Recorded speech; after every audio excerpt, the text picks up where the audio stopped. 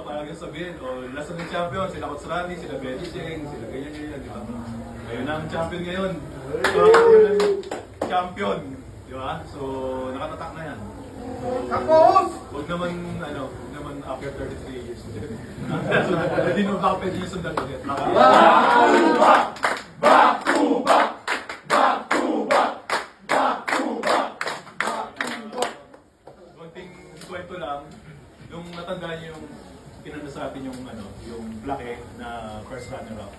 Okay? So yun, pag ng bahay, numi ko yun. Tapos, first runner-up, durura kayo ng Pente, nilagay ako ng champion. Tapos, yung 99, binura ko ulit yun. Natira lang yung 99, ginawa ko ng 1. So, yun. Yung gabi na yun, mahagulgulo kayo, sabi ko, gusto matupad yun. Talagang, kasi ginawa ko na rin yun ng juniors. Nakakatawa, di ba? Kasi host tayo nung 2000, yung rookie ko, kasama sa host nito. Binigay lang sa atin kasi host tayo, sportsmanship yung malaki. Kasi, sportsmanship award na binigay sa atin. Kasi ilang kaya natin wala tayong tinalo.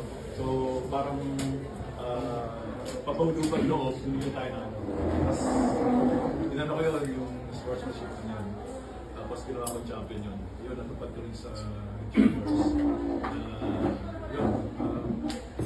So, wala siya. Basta maging goal kayo, mix na ko talagang kailangan natin paparehan sa iyo, sa puso nyo. Kaya natin yan. Kahit dito sa basketball, sa buhay nyo, parang gusto ko yung gawin talagang lalapit ko. Susulat nyo, lalapit ko sa kanya. Yun, thank you tayo kay Lord. Thank you tayo kay Lord. Yeah! Lord! Glory to God!